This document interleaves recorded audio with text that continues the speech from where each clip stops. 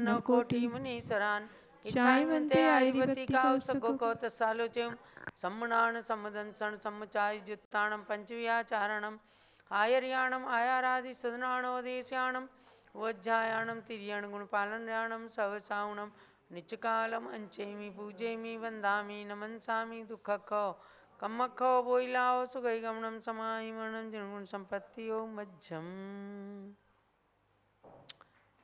अरहंतो मंगलम कुर्युः सिद्धा कुर्युश्च मंगलम आचार्या पाठकाश्चापि साधवो मम मंगलम साधवो तव मंगलम। जलो पंच परमेष्टि भगवान की जय। अयोध्या शाश्वत तीर्थ क्षेत्र की जय। परम पूज्य गणिनी प्रमुख श्री ज्ञानमती माता जी की जय। भव्यात्माओं, प्रारंभ हुआ है स्वाध्याय गोमठ सार जीवकांड और संस्कृत व्याकरण का अध्ययन प्रारंभ हो रहा है। मंगलाचरण के साथ इसको शुरू करते हैं। सिद्धम शुद्धम पणमीय जिणिंद वर्णेमि चंदम गुणरयण भूषणुदयम जीवस्य परुवणम मोक्षम। जीव द्रव्य की प्ररूपणा के लिए गोमठ सार जीवकांड ग्रंथ को आधार बनाया गया है और आपने इसमें 5 प्ररूपणाओं के बारे में जानकारी प्राप्त की है। उसमें चल रहे हैं हम मार्गणा अधिकार में। गुणस्थान, जीव समास, पर्याप्ति, प्राण और संज्ञा, इन 5 प्ररूपणाओं को आपने पढ़ लिया है। अब छठी प्ररूपणा के रूप में मार्गणा है और मार्गणा के 14 भेद किए हैं। जब 14 भेदों को आप जान लेंगे तो हमारी 19 प्ररूपणाएं हो जाएंगी। यानी मार्गणा को भेद रूप में बताया और बाकी सबको एक एक रूप में बताया है। अंदर में उनके भेद प्रभेद किए हैं। तो गति मार्गणा में हम चल रहे हैं तिर्यंच गति में। नरक गति की बात को आपने जाना और आपको स्मरण में रखना है कि गतियां 4 होती हैं। नरक गति, तिर्यंच गति, मनुष्य गति और देवगति। तो नरक गति के लक्षण को जान करके अपने को नरक गति के दुखों से छूटने का पुरुषार्थ करना है। नरक गति के दुखों से यदि भय लगता है तो नरक जाने के कारणों की ओर हमें ध्यान ही नहीं देना है और ना उन कार्यों को करना है जिससे नरक में गमन हो सकता है। तिर्यंच गति के स्वरूप पर आते हैं। पेज नंबर है 53 और गाथा नंबर 48।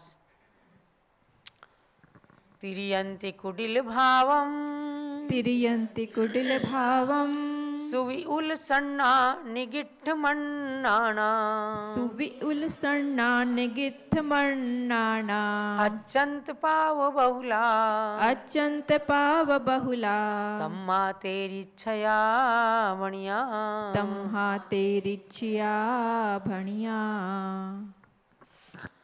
सामूहिक गाथा पढ़ेंगे। तिर्यंति कुटिल भावम सुयुल सन्ना निगिट्ठ मन्नाना अच्यंत पाव बहुला तम्मा तेरी छया भणिया।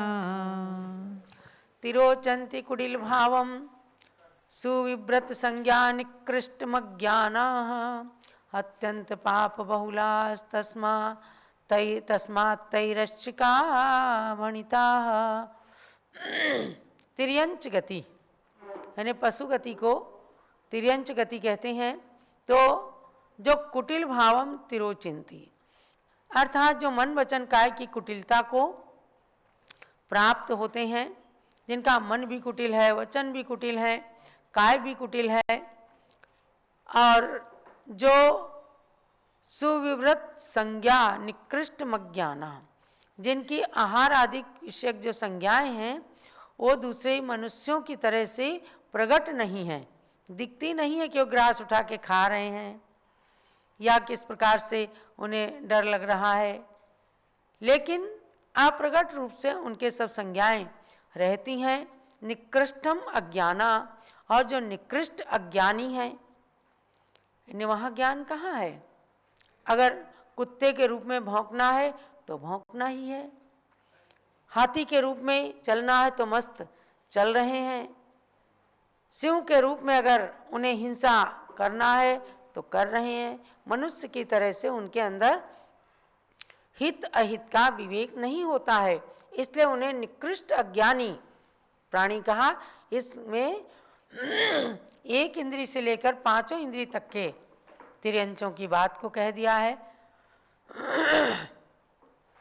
और आगे कहा अत्यंत पाप बहुला, और जिनमें पापों की बहुलता अत्यंत रूप से, अधिकतम रूप से ही पापों की बहुलता पाई जाती है, उनको कहते हैं तस्मात् तैरश्च का भणिता। इसलिए ऐसे जीवों को तिर्यंच जीव कहा जाता है। तो एक इंद्री से लेकर के पांचों इंद्री तक के जीवों की तिर्यंच गति होती है। पंचेंद्री में भी जलचर, नभचर, थलचर, ये भी तिर्यंच जीव होते हैं। मछली, मगर वगैरह जलचर होते हैं।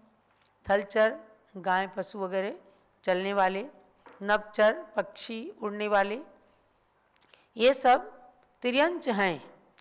तो एक इंद्रिय जीवों में भी अत्यंत पाप की बहुलता, अत्यंत पाप करने से एक इंद्रिय में जाते हैं, और वहाँ अत्यंत पापों की बहुलता रहती। वहाँ पर चूंकि एक इंद्रिय से लेकर 4 इंद्रिय तक के जीवों में तो मन ही नहीं है, उनको कैसे संबोधन किया जाए, वे कुछ हित अहित का विवेक नहीं रख सकते।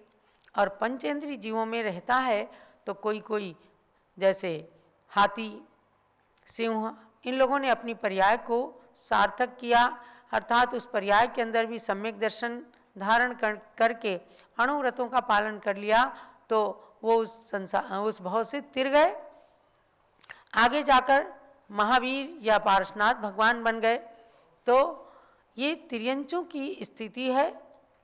और तो आप सबको ये जानना है कि जिनमें कुटिलता की प्रधानता हो, क्योंकि प्रायः करके जो तिर्यंच हैं वे सब के सब तिर्यंच कुटिल भावों की प्रधानता के कारण तिर्यंच गति में उत्पन्न होते हैं। लेकिन ये एक व्युत्पत्ति अर्थ हो गया। कुटिल भावों के अतिरिक्त भी पापों को करने से तिर्यंच गति प्राप्त होती है, लेकिन उनकी प्रधानता से कथन उनका कर दिया गया है, क्योंकि उनके अंदर उस प्रकार की कोई जैसे जो तिर्यंच हैं जो उनके मन में होता है उसको वचन के द्वारा व्यक्त नहीं कर पाते, क्योंकि उनके उस प्रकार की वचन शक्ति ही नहीं है। और जो वचन से कहते हैं उसको काय से नहीं कर पाते, जिनकी आहार आदि संज्ञा सब अव्यक्त रूप से होती है। श्रुत का अभ्यास, शुभोपयोग आदि करने में सब समर्थ नहीं रहते हैं। सम्यक दर्शन की विशुद्धि आदि नहीं हो सकने के कारण तिर्यंच जीव तिर्यंच गति में दुखों को भोगते हैं या तिर्यंच पर्याय को धारण करते हैं। अब देखो, मनुष्य ही तिर्यंच बन जाते हैं। आपने उन मुनिराज का भी नाम सुना है, मृदुमती नाम से मृदुमती, और एकदम उनके मन के अंदर थोड़ा मायाचारी आ गई कि गुण निधि मुनिराज जो पर्वत पर तपस्या कर रहे थे, आपने कहानी सुनी होगी। पर्वत पर तपस्या कर रहे थे, मासोपवासी थे, और वे चातुर्मास के बाद विहार कर गए। उसके बाद वहीं पर आकर एक मृदुमती मुनि ध्यान में स्थित थे, तो लोगों ने आकर के वही गुण निधि मुनिराज की तरह से उनकी खूब सेवा पूजा की, उनकी भक्ति की, और कहा महाराज आप तो बड़े तपस्वी हैं। अब थोड़ा सा उनके मन के अंदर आ गया कि यदि मैं स्पष्ट कर दूंगा कि मैं वो मुनिराज नहीं हूँ तो मेरी भक्ति में कमी आ जाएगी। केवल इतना ही तो था मन के अंदर, और कोई उन्होंने बड़ा भारी कोई झूठ तो नहीं बोला था, किसी से कहा भी नहीं था, लेकिन मायाचारी मन के अंदर आ गई कि मैं नहीं कहूँगा वरना मेरी भक्ति लोगों की मेरे प्रति कम हो जाएगी। और उतने से मायाचार के कारण मर करके हाथी की पर्याय में जाके जन्म ले लिया। तो महानुभावों, अपने को जानना है कि इतने बड़े बड़े ज्ञानी संतगण भी यदि परिणामों को कुटिल या माया युक्त करते हैं तो जाकर के तिर्यंच योनि में जन्म ले लेते हैं। इसीलिए आचार्यगण विभिन्न ग्रंथों के माध्यम से हम सबको संबोधित करते हैं बार बार। जब अपन शब्द पढ़ते हैं, पता नहीं कौन सा शब्द जा करके मन के अंदर बैठ जाए और वही अपने जीवन के लिए कल्याणकारी बन जाए। तो आचार्यगण इसीलिए बार बार संबोधन देते हैं, अपने धर्म ध्यान के समय में से समय निकाल करके ग्रंथों को लिखते हैं, प्रवचन करते हैं कि समझो एक ही दिन, जिस दिन सुना, जिस दिन पढ़ा, उसी दिन सोच लिया हमें किसी प्रकार की मायाचारी आज नहीं करनी है। उसी से पता नहीं कौन सा शुभ कर्म का बंध हो जाए और वह शुभ कर्म आगे के लिए अपने काम आ जाएगा, गति को बनाने में, महान उच्च पद को प्राप्त कराने में कारण बन जाएगा। तो इस प्रकार से ये तिर्यंच गति आपको बताया गया कि तिर्यंच गति मिलती तो मायाचारी की प्रधानता से है, अन्य और कर्म के बंध उसमें और भी निमित्त कारण, लेकिन तिर्यंच बनने के बाद भी वहाँ पर भी उनके कुटिल परिणाम, पाप रूप परिणाम ही रहते हैं। जब पाप परिणामों से गए, यद्यपि तिर्यंच गति में भी सम्यक दर्शन के साधन हैं। कोई संत उन्हें संबोधित कर देते हैं, सिंह को मुनि ने संबोधित किया, अरे सिंहराज, अरे मृगराज, तू तो अहिंसा का अवतार होने वाला है, कहाँ आज हिंसा कर रहा है। एकदम संबोधन उनका काम आ गया और उसे जाति स्मरण हो गया। यही सम्यक दर्शन में निमित्त माने हैं। उसने अनुव्रत धारण कर लिया और आगे जा करके 10वें भव में भगवान महावीर बन गया। शेर बना महावीर एक दिन। शेर ने भी महावीर की पर्याय को इसलिए प्राप्त कर लिया कि कुटिल परिणामों से, हिंसादिक परिणामों से उसने तिर्यंच गति, हिंसक तिर्यंच के रूप में जन्म लिया। लेकिन जब तिर्यंच गति में भी बोध को प्राप्त हो गया तो फिर वो तीर्थंकर जैसी पर्याय को भी प्राप्त करने वाला महापुरुष बन गया। इसलिए इस तिर्यंच गति के विषय में जान करके हमें तिर्यंच गति में जाने के कारणों को त्याग कर देना है, मायाचारी नहीं करनी है। कम से कम इतना जरूर चिंतन करना है कि बहुत सारे समय ऐसे आते हैं कि जब बिना मायाचारी किए भी अपना काम बन सकता है, लेकिन जिनके अंदर कुटिल परिणाम होते हैं तो वो अपनी आदत ही नहीं छोड़ते। अगर असुर कुमार के स्वभाव में है कि जा करके नारकियों को लड़ाना, तो कितना ही हो वो अपने स्वभाव को नहीं छोड़ पाते। लेकिन भव्यात्माओं, ये स्वभाव नहीं है, ये वैयक्तिक विभाव परिणति है। इसलिए विभाव को छोड़कर स्वभाव में आया जा सकता है। जिसको हमने स्वभाव मान रखा है, उस स्वभाव, वह है विभाव, और उस प्राकृतिक या पौद्गलिक कर्मों से उत्पन्न हुए स्वभाव को छोड़ा जा सकता है और अपनी पर्याय को उच्च बनाया जा सकता है। तिर्यंच गति की इन बातों को जान करके आप गोमट सार जीवकांड की इस गति मार्गणा को अपने जीवन में जान करके कि नरक और तिर्यंच गति, ये दोनों ही गतियाँ अत्यंत निकृष्ट हैं और इनमें हमें नहीं जाना पड़े ऐसा कार्य करना है। तो गोमट सार जीवकांड ग्रंथ की आपने एक परीक्षा दे ली है। आगे की तारीख हम आगे जाकर के घोषित करेंगे। उससे पहले 31 जनवरी को हमने कहा है संस्कृत व्याकरण की परीक्षा होनी है। जो आपको हम व्याकरण पढ़ा रहे हैं, यही व्याकरण है कातंत्र व्याकरण। जिस व्याकरण को पढ़ करके सबसे शुरू में ही पूज्य गणनी ज्ञानमती माता ने अपने ज्ञान की नींव को, ज्ञान के बेस को, ज्ञान की जड़ को इतनी मजबूत कर लिया कि आज कठिन से कठिन ग्रंथ का अर्थ समझने में उन्हें क्षण मात्र नहीं लगता। बड़ी बड़ी टीकाओं को रचने में सक्षम है। यह अपना अपना ज्ञान का क्षयोपशम है, लेकिन थोड़े से क्षयोपशम के द्वारा भी कम से कम ग्रंथों के ज्ञान को प्राप्त किया जा सकता है, कहीं हम चूकने ना पाएं ऐसा पुरुषार्थ किया जा सकता है। इसलिए आपके लिए हमने कुछ लोगों के कहने से यानी इच्छा से व्याकरण को प्रारंभ किया और अभी आपने उसमें लगभग 53 कितने 54 सूत्र हो गए ना, 53 सूत्र हो चुके हैं और 60 सूत्र में ये स्वर संधि समाप्त होगी। इन 60 सूत्रों की आपकी परीक्षा ली जाएगी और एक छोटे से टेस्ट के रूप में आपसे, क्योंकि भूल भी जाते होंगे आप, तो उसमें मैं एक प्रश्न करती हूँ एक दो, तो उससे आपका थोड़ा सा रिवीजन हो सकता है, क्योंकि पहले संज्ञा प्रकरण आया और उसके बाद में संधि प्रकरण आया। तो संज्ञा प्रकरण में आपको बताना है कि 14 स्वर कौन कौन से होते हैं। जिनको आता है हैंड रेज करें और एक किसी को स्पॉटलाइट करके अनम्यूट करें, ताकि एक के निमित्त से अनेक लोगों को उसका उत्तर पता चले। 14 स्वरों के क्या नाम हैं? मैंने संख्या तो बता ही दी है। और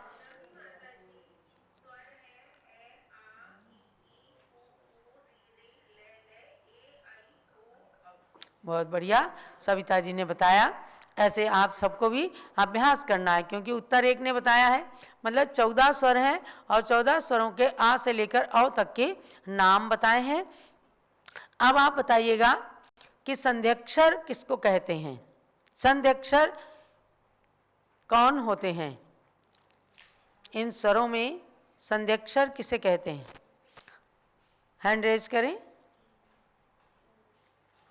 एक बार एक प्रश्न के बाद सारे हैंड रेज हटा देना। हाँ, संध्यक्षर किनको कहते हैं? सुशीला जी। सुशीला, हाँ बताइए सुशीला जी। जो स्वर होते हैं है?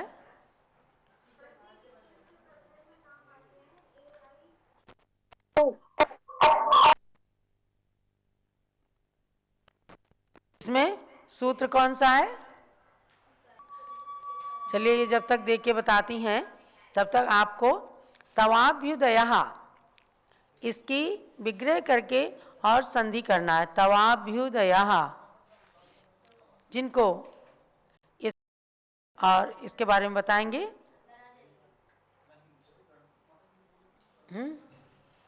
बताइए क्षमा जी, बताइए। अच्छा, क्षमा टिकैत नगर नहीं, ये तो रोली नाम है ना, रोली। बताओ तवाभ्युदयः। आप अनम्यूट करो अपना। है? हाँ खुल गया, बताओ। क्या करते हो? है? बताइए। रोली जैन टिकैत नगर।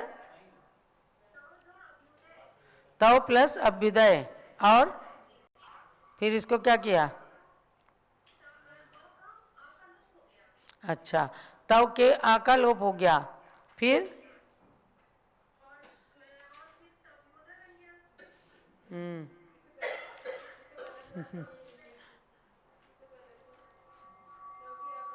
बताइए बताइए। अभी आपने पूरा ठीक से नहीं बताया। चलिए सुशीला जी, पहले आप एक बार बता दीजिए कौन सा सूत्र है संध्यक्षर वाला?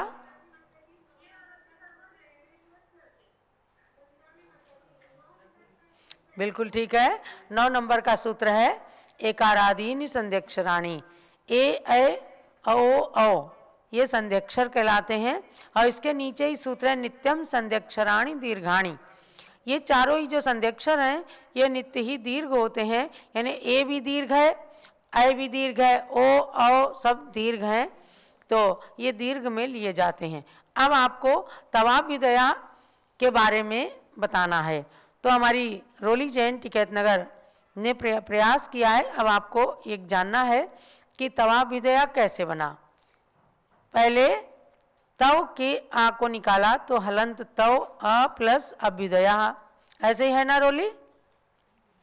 ऐसे करके और उसके बाद में आते हैं हम कि समानः सवर्णे दीर्घी भवती परश्च लोपम, ये जो तव का आ है इसको बड़ा आ हो जाएगा, और परश्च लोपम माने अभ्युदया का जो आ है इसका लोप हो जाएगा। तो तव आ प्लस भ्युदया, तवाभ्युदया बन गया। यद्यपि कहने में यही होगा कि आ और आ मिलके बड़ा आ हो गए, लेकिन विधि ये है कि एक का लोप हो जाता है और एक को बड़ा आ हो जाता है। उसके बाद 25 नंबर के सूत्र से संधि कर देते हैं। व्यंजन मत्स्वरम परवर्णम नयेत, इससे स्वर रहित व्यंजन, जो तव में हलंत है तो स्वर रहित व्यंजन हो गया, तो उसमें आ की बड़े आराम से संधि हो जाती है और भ्युदया भी उसमें जुड़ गया, तो तवाभ्युदया बन गया। चलिए इसी प्रकार से इसका रिवीजन करिएगा, क्योंकि 31 तारीख को सबको परीक्षा देनी है। अब हम आते हैं, जो आपको पीडीएफ भेजा गया पेज नंबर 18 पर आ जाएं, और सूत्र नंबर चल रहा है 53। 53 में आपने गोस्वौ और गवास्वौ को जान लिया था। अब आते हैं हम गो प्लस ईहा, ऊपर था गो अस्सौ, तो गो अस्सौ के अवास्वरे से संधि करके गोस्वौ और गवास्वौ दो तरह के बने थे। एक बार ओ औ हुआ तो क्या बना,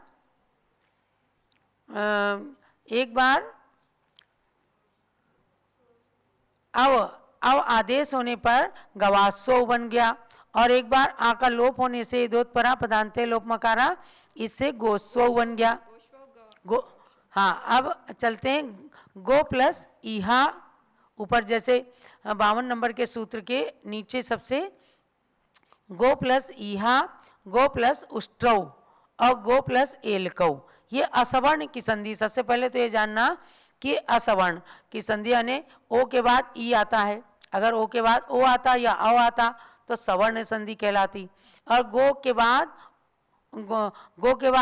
ई है, गो के बाद ऊ है, गो के बाद ए है, तो ये असवर्ण स्वरों में संधि है, स्वर संधि का प्रकरण चल रहा है। अवास्वरे इस सूत्र के द्वारा अब आप देखेंगे ये गो प्लस ईहा है, गो प्लस ईहा है ना, तो इसमें एक बार अवर्ण इवर्ण ए, अवर्ण इवर्ण ए से ये बना,